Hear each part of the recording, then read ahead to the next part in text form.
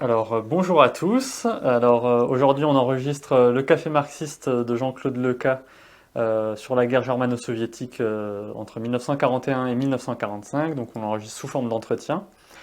Jean-Claude, donc tu es un chercheur retraité du CNRS en neurosciences, mais tu es aussi un communiste et marxiste et tu t'es passionné pour l'histoire. Donc aujourd'hui, tu vas nous présenter l'ouvrage de David Glantz, donc, qui est un ancien membre du service historique de l'armée américaine et qui est considéré comme l'un des meilleurs historiens de ce conflit décisif pour comprendre le XXe siècle. Donc la guerre germano-soviétique 1941-1945, publiée aux éditions Delga en octobre 2022. Voilà, je te laisse commencer la présentation. Ok, très bien. Alors ce livre a l'air d'être un livre d'histoire militaire, et dans une certaine mesure c'en est un, parce qu'il y a un concentré d'histoire militaire présenté par David Glantz dans la deuxième partie, enfin la partie principale du livre, mais dans mon esprit, et moi qui ai conçu ce livre, qui ai traduit David Glantz et qui ai présenté son travail, c'est pas seulement un livre d'histoire militaire. Parce que la guerre germano-soviétique n'est pas une guerre comme les autres. C'est une guerre qui est la guerre du XXe siècle. C'est une guerre apocalyptique, certainement celle la plus meurtrière l'une des plus meurtrières de l'histoire. Et c'est une guerre dont la compréhension ouvre sur la compréhension de tout le siècle, de tous les problèmes du siècle. Pour donner une indication précise, cette guerre n'aurait pas eu lieu sans l'émergence du nazisme en Allemagne. C'est le nazisme qui a fabriqué cette guerre, qui a conduit cette guerre de la manière la pire façon possible, la façon la plus meurtrière possible. Et donc, comprendre cette guerre n'est pas seulement un problème d'histoire militaire, c'est comprendre le nazisme également. Or, le nazisme n'est pas sa nature a été pervertie dans la période récente, dans les décennies récentes. Le nazisme ne se résume pas du tout à l'extermination des juifs.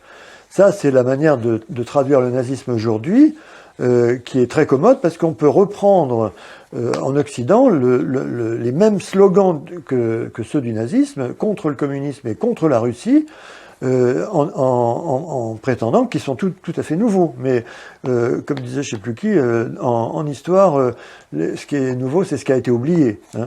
Et l'oubli est d'autant plus facile qu'il est manipulé par les moyens les médias.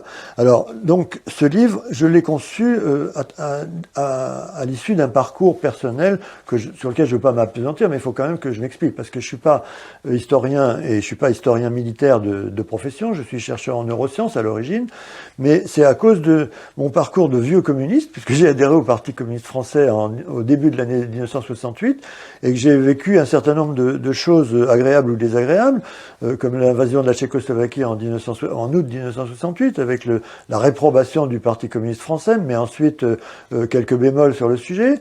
Ensuite, nous avons eu, au contraire, dans l'autre sens, nous avons eu la victoire du Vietnam contre l'intervention américaine en 1975, et en même temps, la même année, en 1975, ce sommet de l'influence soviétique en Europe et dans le monde, qui est la conférence d'Helsinki, où l'ensemble du camp occidental a accepté les revendications de sécurité de l'URSS, c'est-à-dire la reconnaissance des frontières issues de 1945, la non-ingérence, etc.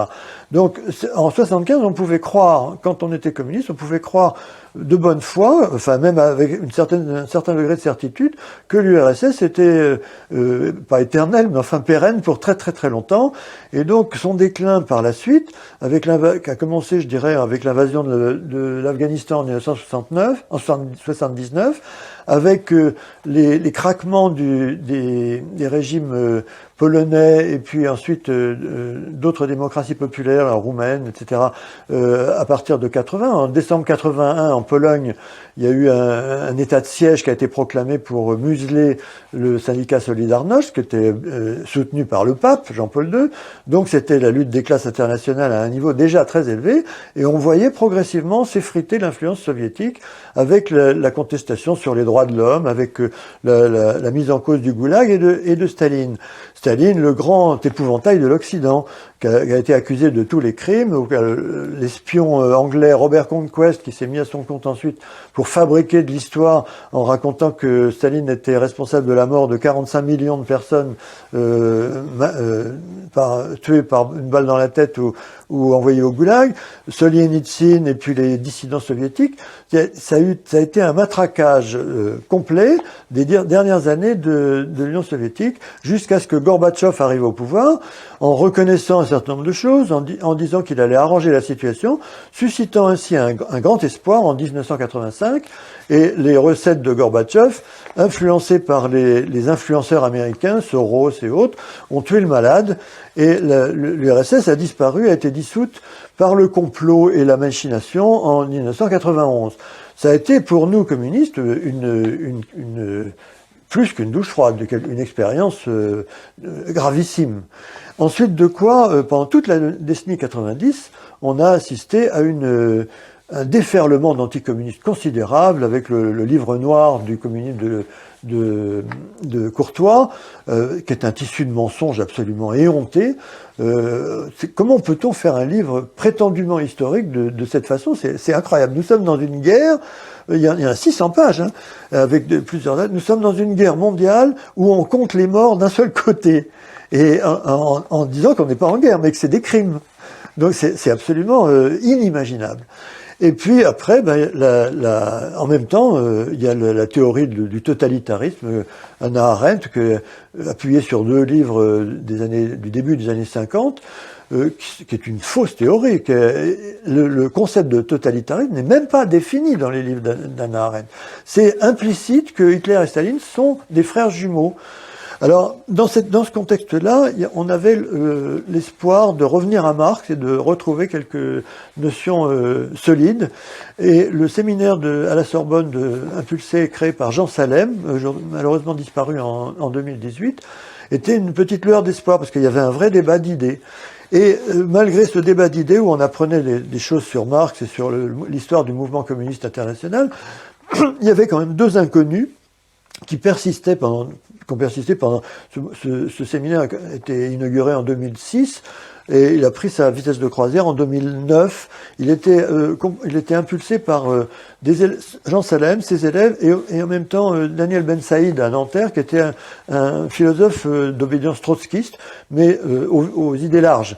Donc tous les deux, ils avaient quelques points communs, et donc ils voulaient faire quelque chose de bien. Mais malheureusement, comme dans l'histoire du mouvement communiste, le trotskisme a toujours posé des problèmes, et l'union sacrée n'a pas persisté. Il y a eu des intrigues, et Jean Salem a repris le contrôle de son séminaire. Mais dans tous ces débats très intéressants, il y avait 2 ombres. C'était l'ombre de Staline et l'ombre de la fin de l'URSS. Très souvent, les débats en arrivaient au bord de cette discussion-là, et tout le monde bottait en touche, parce que tout le monde sentait qu'on allait s'étriper pour rien, parce que personne n'avait de connaissances et d'arguments suffisants. Alors, moi, dans cette période-là, j'ai lu énormément, et j'en suis arrivé à l'idée que l'URSS avait toujours été en guerre, que le point de départ de l'URSS, c'était la guerre civile russe, qui était une guerre civile instrumentalisée et fabriquée dans une large mesure par les Occidentaux, qui avaient armé les Russes blancs, qui avaient débarqué des contingents militaires, et donc les bolcheviks ont dû faire face à la guerre civile et à un pays détruit par la guerre de 14. Et ensuite, ils ont lancé ce mot d'ordre mobilisateur de construire le socialisme. Mais construire le socialisme dans un pays détruit, et qui en plus était un pays pauvre, qui avait à peine commencé sa révolution industrielle, c'était vraiment une gageure. C'était vraiment un truc impossible. Donc il y a eu beaucoup de débats, il y a eu la NEP de Lénine, il y a eu la mort de Lénine, je ne vais pas refaire l'histoire de l'Union soviétique, mais le point crucial, à ce moment-là, ça a été que les bolcheviks étaient persuadés que la guerre civile russe n'était qu'un prélude à une invasion de la part d'un pays occidental ou de la part d'une coalition de pays occidentaux, et qu'il faudrait développer le pays pour le défendre.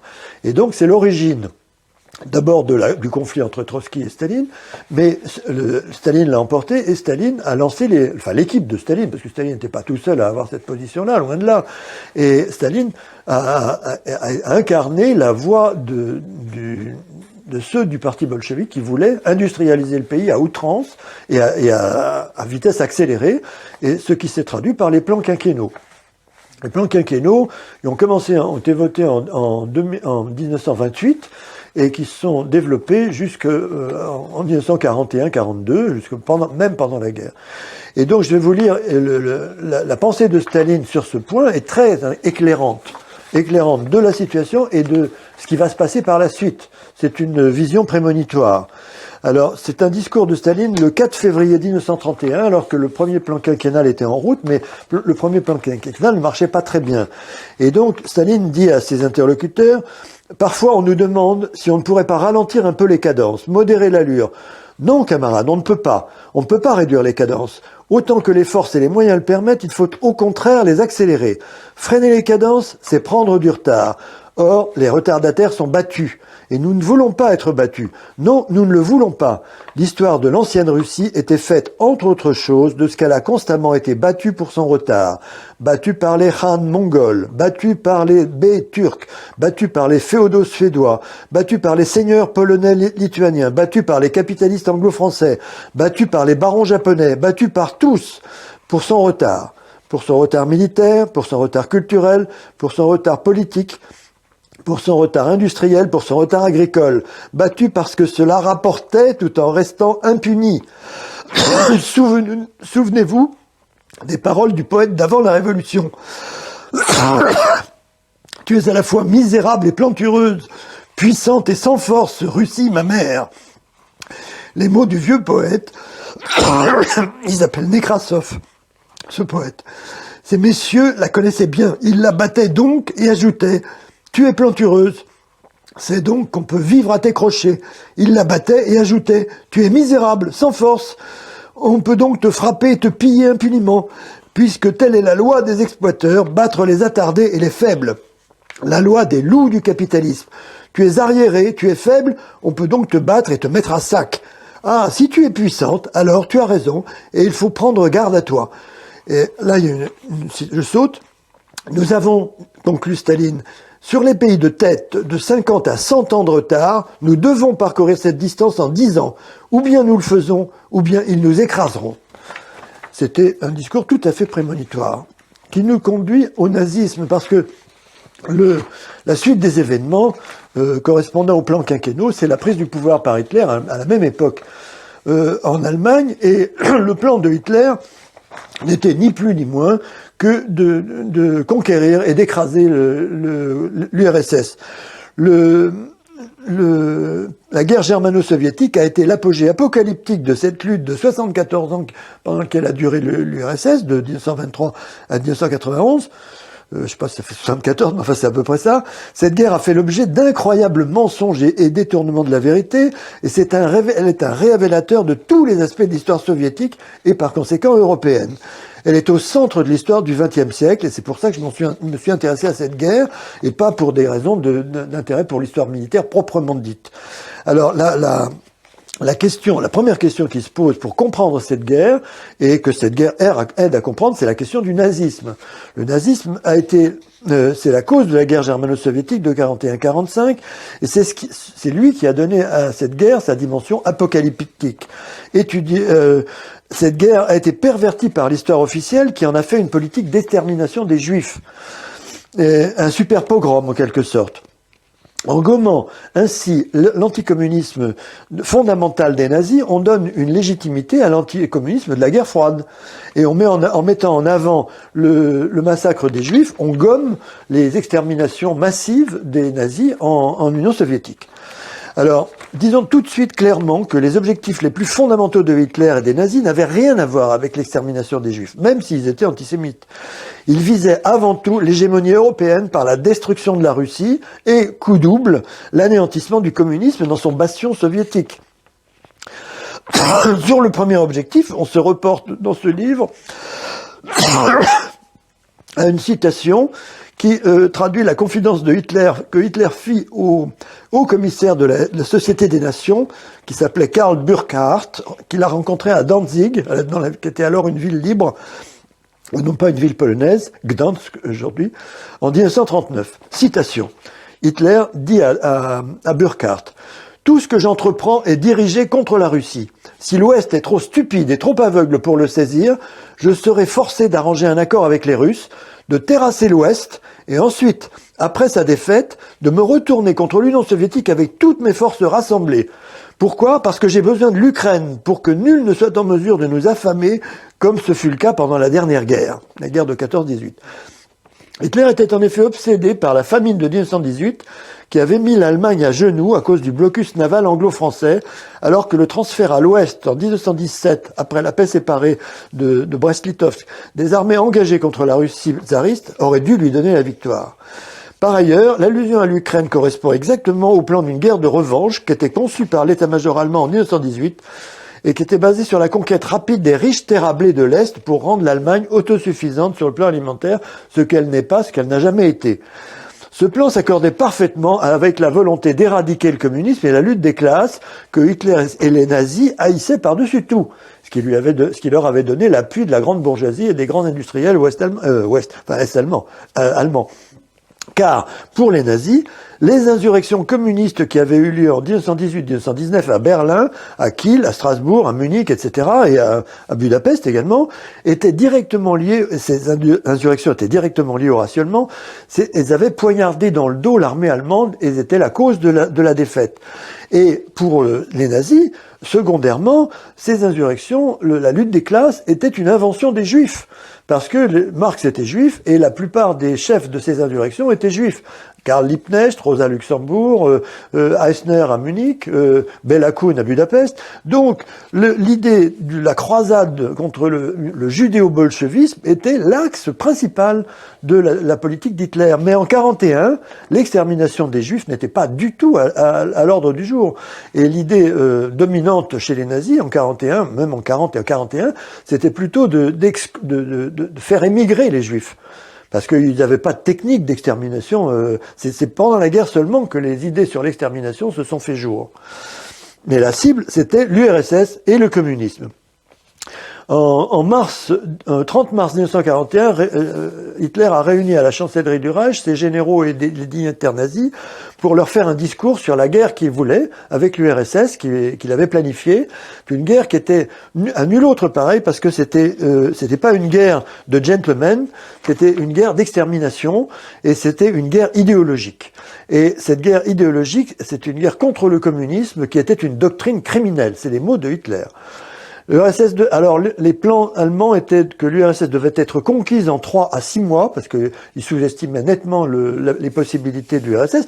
Ils sous-estimaient parce qu'ils n'avaient pas compris l'importance et l'efficacité des plans quinquennaux, justement. C'est pour ça que les plans quinquennaux sont essentiels à comprendre. Donc les généraux allemands pensaient qu'ils conquéreraient l'URSS en 3 ou 6 mois maximum, donc pendant la belle saison. C'est pour ça qu'ils ont attaqué en juin, parce qu'à partir de l'automne, il y a la Rasputitsa, la saison des pluies où les routes sont coupées par la boue. Et donc, on pourrait partager l'URSS en plusieurs protectorats, exterminer la population avec le plan le Hunger Plan, c'est-à-dire le plan un plan de famine qui avait été conçu par le SS Herbert Backe, qui consistait à ceinturer toutes les grandes agglomérations par un cordon étanche de militaires qui ne laisseraient pas passer le ravitaillement, et donc on affamerait les populations civiles de cette façon-là pour diminuer la population soviétique de 10 à 30 millions de personnes. C'était le génocide des Slaves jugés inférieurs, et avec un plan pareil, ensuite on s'appropriant les terres noires de l'Ukraine et de la Russie centrale, on constituerait des fermes gigantesques de plusieurs milliers d'hectares, dirigées par des anciens combattants de la Wehrmacht, et avec un personnel exécutif esclave composé d'anciens paysans, enfin de Russes, quoi. Des Russes survivants qui seraient trop contents de travailler pour les maîtres nazis. Et de cette façon-là, Hitler et les nazis auraient l'hégémonie européenne, parce que l'Allemagne serait autosuffisante et en même temps le pays le plus industrialisé d'Europe, ce qu'elle était après la victoire de la France et la conquête l'Anschluss et le rattachement de la Tchécoslovaquie industrielle à l'Allemagne. Donc le plan n'a rien à voir avec ce qu'on raconte aujourd'hui sur l'Allemagne nazie. En termes lapidaires, il y a un article, parce que certains historiens ont compris ça bien avant les autres. Hein. Il y a les vrais et les faux historiens. Et les vrais historiens, parmi eux, je citerai Alexander Dalin, la Russie sous la botte allemande, qui a été publié en 1957 et qui résume le problème en une phrase lapidaire. Cette guerre avait 3 buts fondamentaux: liquider le bolchevisme, détruire l'URSS en tant qu'État, acquérir de vastes territoires à exploiter et où s'implanter sur les bases coloniales. Alors, quand on a compris ça, on peut apprécier l'horreur de la propagande occidentale qui consiste à dénaturer le nazisme, en faire simplement une politique d'extermination des Juifs. Ensuite, minorer la guerre germano-soviétique dans l'ensemble de la Deuxième Guerre mondiale. C'est ainsi que le capitaine anglais Basil Liddell-Hart a écrit une volumineuse histoire de la Deuxième Guerre mondiale où la guerre germano-soviétique représente 15% des pages, et sans aucun chiffre, sans aucune appréciation des dimensions des batailles, des moyens engagés, des pertes, etc. Et où des petites bataillettes, des petites escarmouches comme la conquête d'Atoll dans le Pacifique par un bataillon ou une division américaine contre les Japonais est placée sur le même plan que Stalingrad. La falsification repose sur l'idée du flux et du reflux. C'est-à-dire, dans un premier temps, les pays totalitaires, alors le totalitarisme n'est pas encore à la mode, mais ça revient à ça, les dictatures expansionnistes, que sont l'Allemagne hitlérienne et le Japon de Tojo, conquièrent des territoires tout autour de chez eux, pour asservir les gens et pour piller les matières premières. Et puis, ils se heurtent aux vaillants Américains, aux vaillants Anglo-Américains, un jour ou l'autre, et après, il y a le reflux. Après Pearl Harbor et Midway, les Américains reconquièrent atoll par atoll le Pacifique, reviennent du sud-est asiatique jusqu'aux portes du Japon et envoient des bombes atomiques pour faire capituler le Japon. Et en Europe, c'est pareil. Ils débarquent en Normandie, ils repoussent l'armée allemande jusqu'au Rhin et ensuite ils entrent en Allemagne. Et avec une petite aide soviétique, je dis, de 15% des pages, on termine la Deuxième Guerre mondiale sur une grande victoire universelle des forces anglo-américaines. Les Anglais ayant aidé les Américains, évidemment. Mais il n'y a aucun chiffre de perte, rien du tout. Alors, à côté de ça, une autre falsification, c'est le silence complet sur les pertes soviétiques et sur les atrocités allemandes.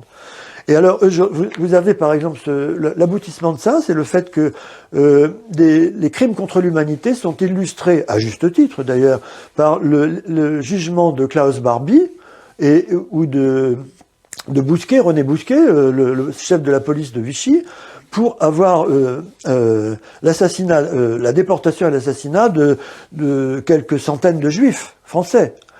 Mais on estime qu'il y a eu 18 à 20 millions de civils soviétiques assassinés de toutes les manières possibles par les nazis, et pas seulement par les SS, mais par la Wehrmacht et par toutes les forces allemandes possibles et imaginables, par la pendaison, par les balles dans la nuque, par le fait de brûler les villages, par le fait de prendre aux villageois toute leur nourriture et leurs vêtements chauds et de les envoyer dans l'hiver russe, dans la neige et le froid, sans nourriture et sans vêtements chauds.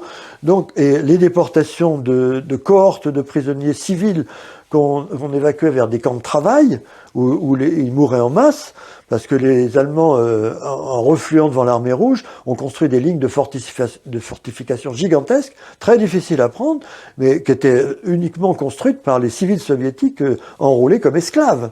Donc, ce vrai génocide des populations soviétiques est complètement passé sous silence. C'est un tabou de l'histoire officielle, ça n'existe pas. Et il y a même pire que ça, c'est le père Desbois, un jésuite, je crois, qui a inventé la Shoah par balle, où avant l'extermination des Juifs dans les camps de concentration par le gaz, les nazis ont expérimenté des Einsatzgruppen, des groupes d'intervention de tueurs qui ramassaient des Juifs pour les assassiner d'une balle dans la nuque. Il y a eu le célèbre massacre de Babi Yar à côté de Kiev, où une trentaine de milliers de Juifs ont été assassinés, mais ça posait trop de problèmes parce que les troupiers allemands étaient trop écœurés, après ils devenaient complètement fous. Donc c'est pour ça qu'on a inventé des techniques beaucoup plus... Mais en 41, encore une fois, ces techniques n'existaient pas. Ça s'est fait pendant la guerre et pour priver l'Union soviétique de tous les juifs qui étaient plus éduqués, du vivier de gens éduqués que représentaient les juifs à ce moment-là. Donc l'extermination des juifs n'est pas, encore une fois, la nature même du nazisme. Alors, il s'y ajoute comme dénaturation de l'histoire de la Deuxième Guerre mondiale, la salissure des procès intentés à l'Armée rouge pour les viols, qui sont réels, qu'il y a eu quand l'Armée rouge est entrée en Allemagne, il y a eu beaucoup de viols. Mais par rapport à des tueries de masse, les viols, c'est un crime, mais c'est un crime quand même peut-être un peu moins grave. Une partie de ces pauvres femmes allemandes qui a payé pour les crimes de leurs frères, de leur père et de leur fils en Russie, une partie s'en sont remises quand même, malgré tout. C'est quand même moins grave que tout ce que les troupiers allemands ont fait en Russie. Et entre parenthèses, l'armée américaine en France a été jugée responsable d'environ 100 000 viols de femmes françaises, et un peu plus en Allemagne. Donc c'est malheureusement les conséquences des invasions. Et puis surtout, le maître mot de la désinformation sur la Deuxième Guerre mondiale et la guerre germano-soviétique du côté occidental, c'est l'effacement du rôle de l'URSS dans la victoire, la survalorisation des batailles et des conquêtes anglo-américaines, en particulier depuis le premier septennat Mitterrand, la commémoration du débarquement de Normandie, dont De Gaulle ne voulait absolument pas entendre parler, parce qu'il n'y avait aucune force française. Le débarquement de Normandie n'a jamais été fait conçu par les anglo-saxons pour libérer la France. Il était conçu pour mettre la main sur la France qui était, pour Roosevelt, l'allié de Hitler, et pour l'administrer comme l'Allemagne par une administration militaire, la MGOT. C'était ça le plan initial. Donc ces mensonges sont...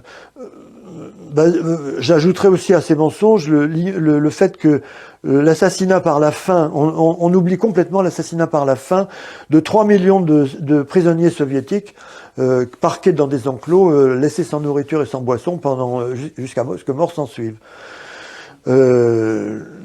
Ici,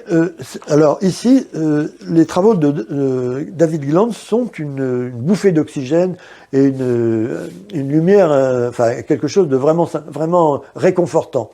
Parce que lui, il est travaillé sur les archives soviétiques, il connaît le déroulement des batailles, il a examiné tous les plans d'opération, il connaît le nombre de victimes, et donc son histoire de la guerre germano-soviétique est une histoire exacte, sur laquelle on peut s'appuyer pour définir ce qui s'est passé et réfléchir aux causes de cette guerre et à ses conséquences. Parce qu'en amont de cette guerre, vous avez le nazisme et les plans quinquennaux soviétiques. En aval, vous avez les conséquences d'une hécatombe gigantesque subie par l'Union soviétique. On estime que le bilan officiel qui a été fait sous Gorbatchev est de 27 millions de morts, dont 11 millions de soldats et 11 millions et 16 millions de civils. Ce qu'on peut dire là-dessus, c'est que, par exemple, les chiffres, je les avais notés là sur ce petit papier, 1700 petites villes et 70 000 villages soviétiques ont été rasés dans la zone de l'Union soviétique occupée par les nazis, entre 41 et 43-44. Donc ça donne une image de ce qui s'est passé, mais selon David Glantz, les vrais chiffres sont beaucoup plus près de 30 à 35 millions de victimes que de 27. Parce que ça, c'est un problème. Les soviétiques n'ont jamais mis l'accent et souligné l'ampleur de leurs pertes. Le discours de la direction soviétique a toujours été un discours un peu triomphaliste. Donc on a caché un certain nombre de batailles perdues, on a mis l'accent sur les victoires, mais Glantz, qui a examiné la guerre dans tous ses détails, estime que pour une grande victoire, avant chaque grande victoire, il y a eu plusieurs petites défaites, ou parfois des défaites aussi importantes que la victoire en question. Avant la victoire de Stalingrad, avant la grande bataille, décisive est la victoire de Stalingrad, qui a détruit où l'armée rouge a détruit 5 armées nazies, enfin de l'Axe, allemande et hongroise et italienne. Il y a eu la défaite soviétique du saillant de Rjev. Rjev, c'est une petite ville de la Russie centrale où il y avait une pointe, un saillant dans le front où les Allemands étaient fortifiés et ce saillant a été attaqué par l'armée rouge de tous les côtés et il y a eu à peu près 100 000 morts et le saillant est resté. Alors à la fin, ce saillant n'avait aucune utilité stratégique, donc les Allemands ont évacué le saillant. Parce que la situation stratégique globale qui avait été créée par Stalingrad était devenue mauvaise. Et donc ils n'avaient pas intérêt à garder cette pointe, mais cette pointe pointait vers Moscou. Donc ils l'avaient gardée pour en faire une base de départ d'une offensive, s'ils étaient capables de reprendre une offensive vers Moscou, pour en faire une base de départ. Et donc c'est pour ça que Zhukov a essayé de le réduire, et Zhukov a perdu cette bataille. Une bataille extrêmement coûteuse. Et Glantz a fait la liste de toutes les petites batailles, plus petites ou grandes, qui ont coûté très cher à l'Union soviétique, à l'armée rouge. Le rétablissement de la vérité historique sur cette bière est quelque chose de très important. Parce que d'abord, la première grande conclusion de Glantz, alors je ne vais pas passer en revue le déroulement de la guerre, tel qu'il est expliqué par Glantz, je renvoie les gens intéressés à ce livre, où il y a quand même un tableau complet des différentes phases de la guerre, introduit pour chaque phase par un tableau récapitulatif des grandes batailles, avec les effectifs du côté soviétique et les effectifs du côté occidental pour les batailles équivalentes à la même période. Enfin, équivalente, c'est pas le mot d'ailleurs. On va voir ça. Mais Glantz explique et affirme très clairement que c'est bien l'armée rouge et l'URSS qui ont abattu le nazisme.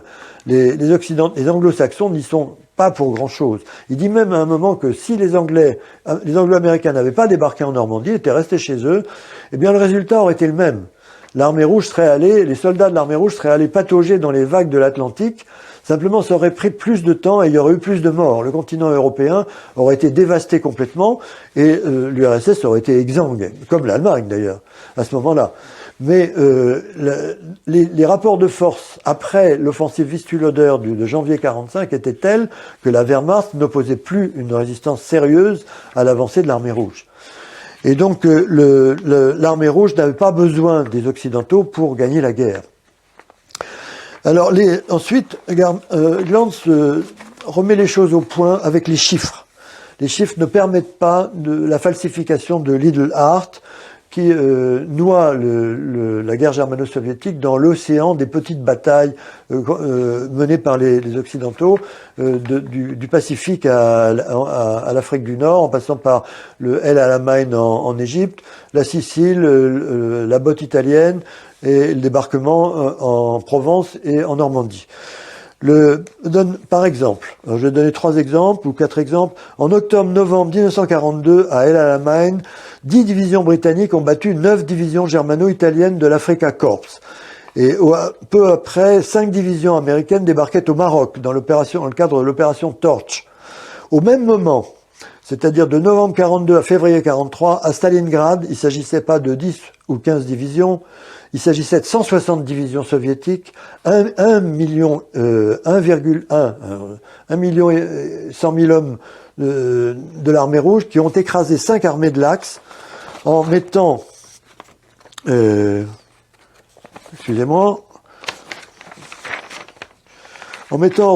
de combat 600 000 soldats allemands, c'est-à-dire un rapport de 1 à 100 pour les forces en présence et les résultats.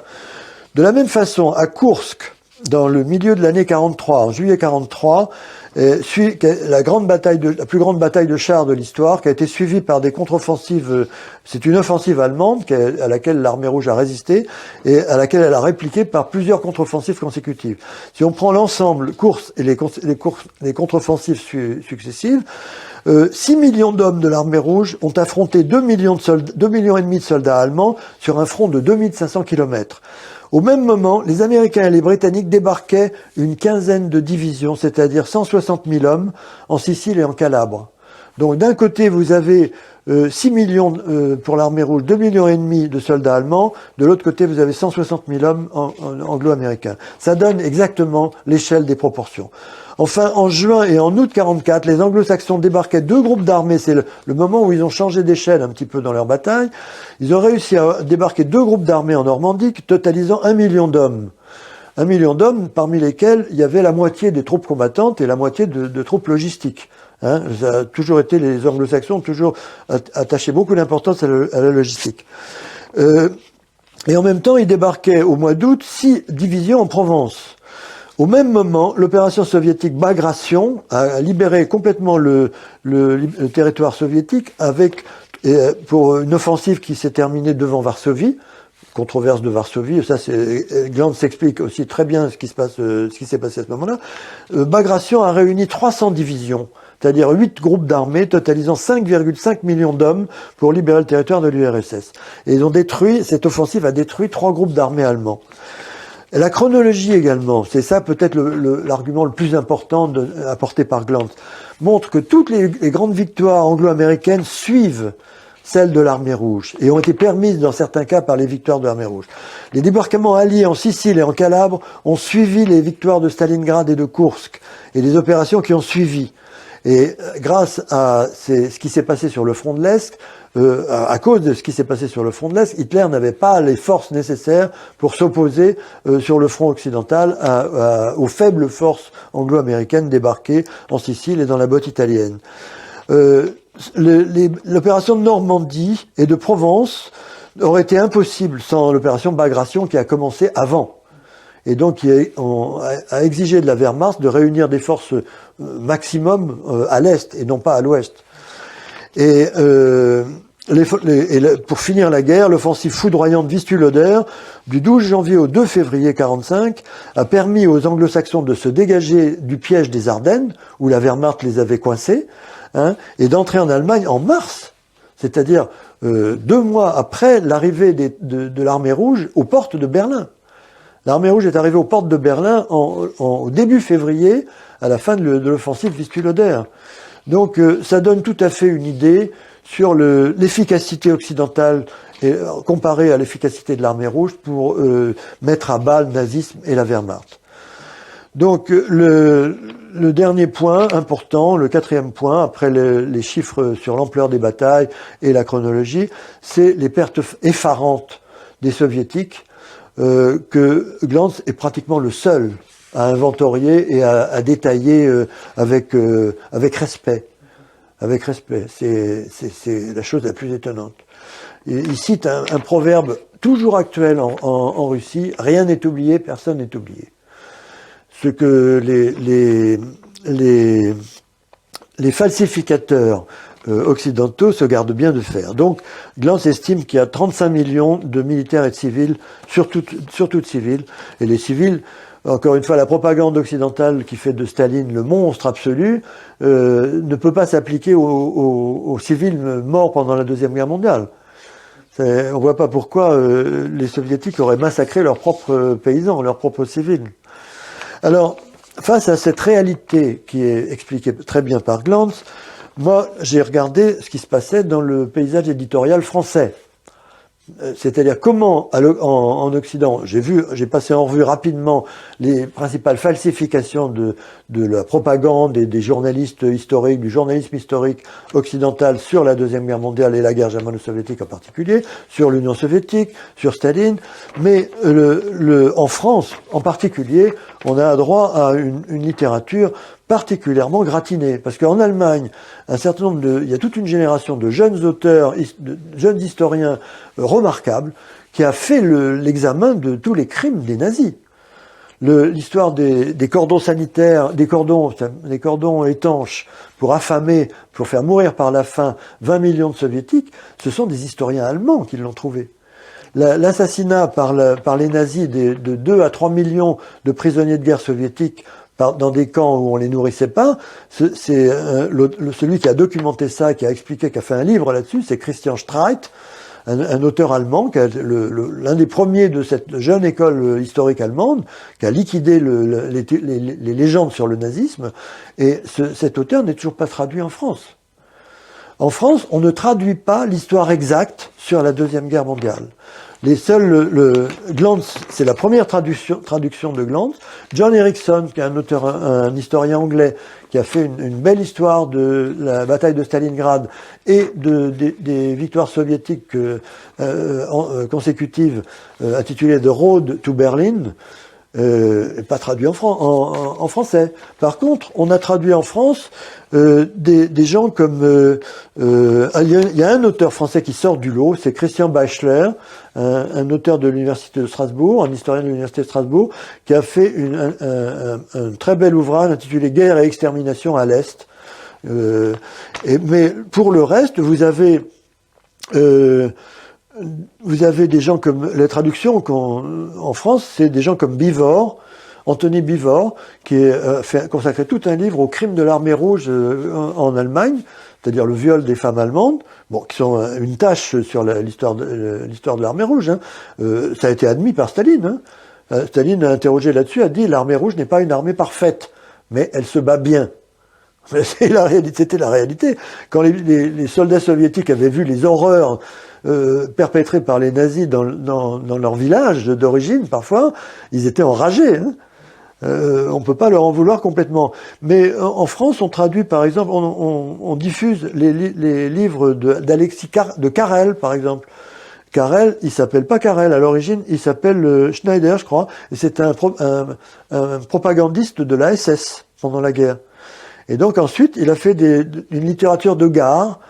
Il y a un certain nombre d'auteurs comme ça qui ont eu du succès en France et qui racontent l'histoire comme des faits d'armes, les glorieux faits d'armes de la Wehrmacht, submergés par le nombre. C'est le thème général. On a traduit les mémoires des généraux nazis comme Manstein, qui avait pas mal de crimes de guerre sur la conscience, et qui a une glorification, une excuse pour toutes les manœuvres de la Wehrmacht, qui a perdu la guerre. La Wehrmacht, selon les généraux allemands, était une armée très professionnelle, qui n'avait pas de crimes de guerre sur la conscience. C'était les SS qui avaient tout fait, et elle a perdu la guerre à cause des erreurs stratégiques et de la folie de Hitler. Alors que c'est pas vrai du tout. Hitler était pleinement d'accord avec ses généraux, auxquels il avait donné des prébendes et des primes absolument insensées pour les intégrer à la classe dirigeante. Et donc, l'armée allemande, la Wehrmacht contre Hitler, c'est une légende qui s'appuie sur le petit complot des généraux en juillet 1944. Il y a eu une bombe déposée par un général, un militaire anti-nazi dans le QG d'Hitler en Prusse orientale. Hitler a été rendu sourd un petit peu, il a échappé à la bombe miraculeusement, et les religieux allemands ont célébré des actions de grâce. C'est dire à quel point cette action, l'attentat contre Hitler, qui a été monté en épingle ensuite, n'était très peu représentatif des sentiments de la population allemande et de l'armée allemande envers Hitler et les nazis.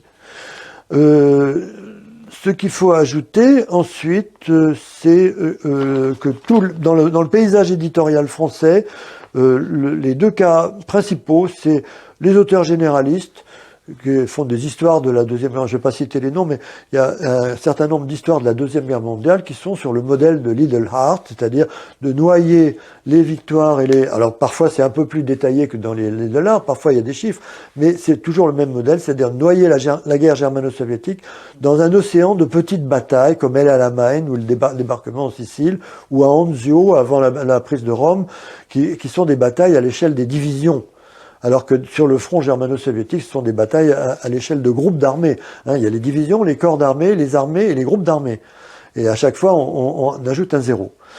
Ces auteurs généralistes sont accompagnés dans la littérature française par un courant, les passionnés d'histoire, c'est-à-dire des auteurs amateurs, des historiens amateurs, dont le plus célèbre est Jean Lopez, auquel je tire mon chapeau quand même, parce qu'il a, dans une époque antérieure où il n'était pas du tout question du front germano-soviétique, il a redécouvert la bataille de Koursk, la bataille de Stalingrad, et que ces batailles avaient été racontées par Glantz, étaient décrites plutôt que racontées. Lui, il l'a raconté, mais les auteurs sérieux ont décrit les batailles de Koursk et de Stalingrad avec des chiffres. Et donc, il s'est inspiré d'eux pour donner un tableau en demi-teinte de l'armée rouge, qui était une armée très compétente, qui est devenue très compétente après les défaites de l'année 1941, et quand même qui était coupable d'un certain nombre de crimes de guerre, de massacres de civils et évidemment de viols de femmes allemandes. Donc il s'est servi c'était pas un historien parce qu'il a fait aucune recherche d'archives, il s'est servi c'est un historien avec des sources de seconde main,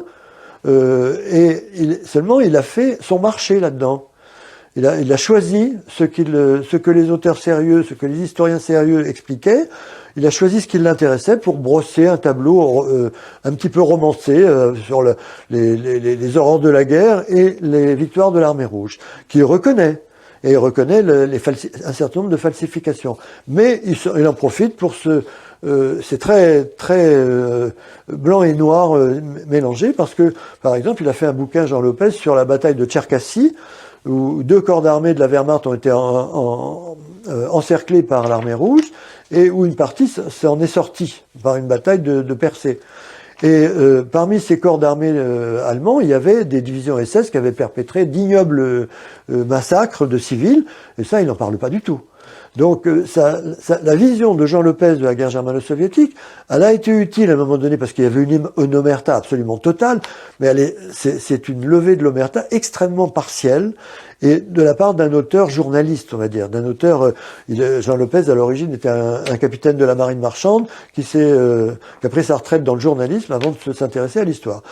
Jean Lopez, c'est un cas particulier parce que des gens qui font comme lui, qui font leur marché dans les auteurs sérieux, il y en a un autre qui s'appelle Nicolas Bernard, qui a fait une histoire assez volumineuse de la guerre germano-soviétique, qui est pire que celle de Jean Lopez. C'est-à-dire, il commence par citer Glantz, Erickson et des gens qui ont fait un travail sérieux, pour acquérir une certaine respectabilité scientifique, à la suite de laquelle il fait un procès complet de l'armée rouge comme l'armée du totalitarisme, l'armée du crime.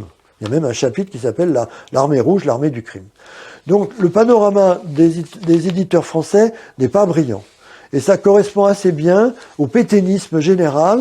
Et là, je tire mon chapeau à Annie Lacroix-Ries, parce que Annie Lacroix-Ries est le seul historien français qui a été fouillé dans les archives pour décrire exactement la mentalité des intellectuels et des historiens français qui ont été inspirés directement par le pétainisme. C'est-à-dire le choix de la défaite montre bien, archives à l'appui, que la défaite française de 40 n'est pas du tout une défaite accidentelle, mais qu'elle a été voulue. Et d'ailleurs, en histoire militaire, pour ceux qui connaissent un petit peu l'histoire militaire, c'est une évidence. C'est-à-dire, la percée de Sedan, c'était une percée qui aurait pu être arrêtée en pinçant la base du corps blindé, en coupant le corps blindé qui avait fait la percée, corps blindé de Guderian, de ses approvisionnements. C'est ce qui s'est fait ensuite quotidiennement en Russie, dans la guerre germano-soviétique. Et les généraux français, non seulement ne l'ont pas fait, mais Paul Reynaud a changé le généralissime à ce moment-là. Il a mis Weygand, qui était un anticommuniste féroce, à la place de Gamelin, qui commandait, qui était généralissime franco-anglais à ce moment-là. Et donc, c'est très clair que la défaite de 40 a été voulue.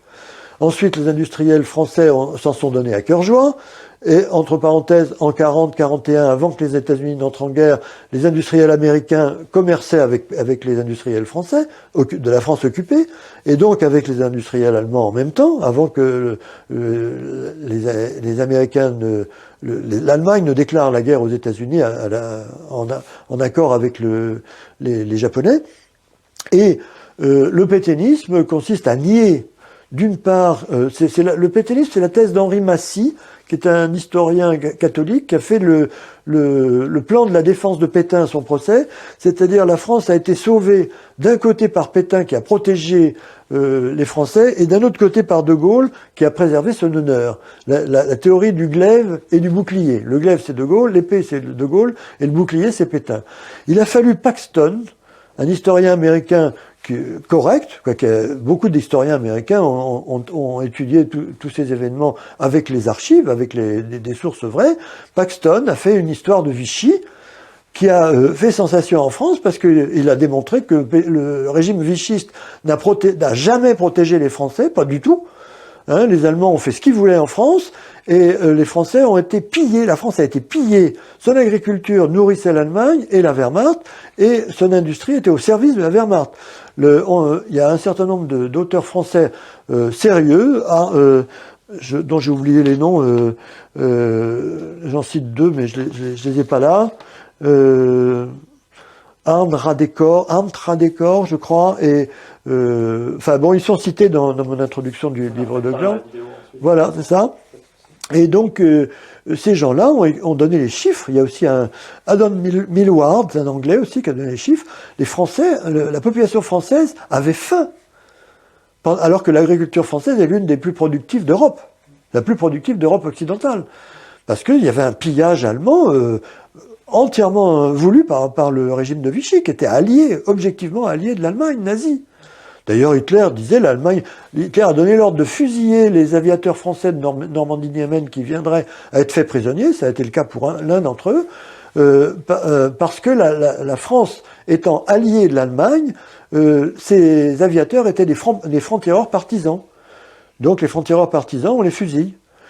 C'était pas des militaires. Alors, le deuxième point important, à mon avis, que Annie Lacroix-Riz a apporté au débat, c'est ce dernier livre, le dernier livre, parce que enfin, pas celui qui vient d'être publié, mais la non-épuration en France, qui démontre, alors que la France était pétainiste, mais à fond, et que les résistants ont été accusés de tous les crimes. Il n'y a jamais eu d'événement majeur d'épuration dont aurait pu souffrir la population. Les éléments d'épuration étaient mineurs. On a mis en scène l'histoire des femmes tondues, mais qui a été très très faible, très peu de monde. Et les fusillades ont porté sur très peu de crimes. Donc là, tu parles du traitement des collabos oui, absolument. dans la France à la Libération. Après 44. Et ce livre, La non-épuration en France d'Annie Lacroix-Riz, est remarquable, très documenté, très convaincant, et évidemment, c'est l'objet d'un certain nombre d'attaques. Donc la littérature, l'édition française est une édition sale. Et je conclurai là-dessus. Parfait. Eh bien, écoute, merci beaucoup Jean-Claude Leca pour cet éclairage sur les enjeux de la guerre germano-soviétique en 1941-1945, qui permet d'expliquer beaucoup de choses au XXe siècle, comme tu l'as rappelé. Et d'ailleurs, aujourd'hui, on le voit avec la guerre en Ukraine actuellement. Absolument. Il y a des enjeux similaires de conquête, de dépeçage de la Russie par l'Occident capitaliste. Absolument. Donc c'est vraiment très actuel. Donc merci encore pour ton travail.